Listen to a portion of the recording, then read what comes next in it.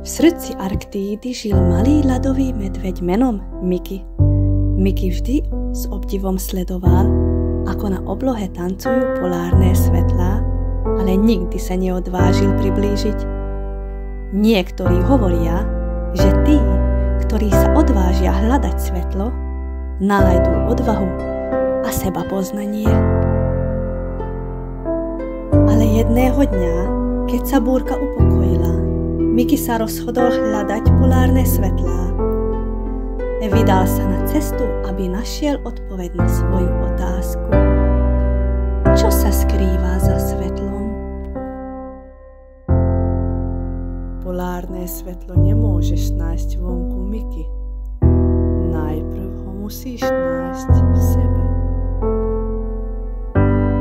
Počas svojej cesty Miky čelil mnohým výzvam.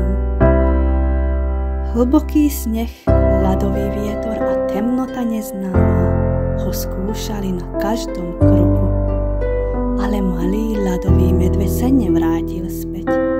Vedel, že odvaha nie je absencia strachu, ale pohyb vpred napriek nemu. Keď Miky dosiahol vrchol ľadovica, svetlá na oblohe ho objali.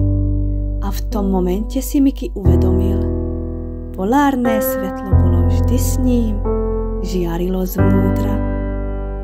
Najodvážnejší bol, keď čelil svojim strachom. Miky pochopil, že kľúč k odvahe a sebapoznaniu spočíva v konfrontácii s našimi strachmi.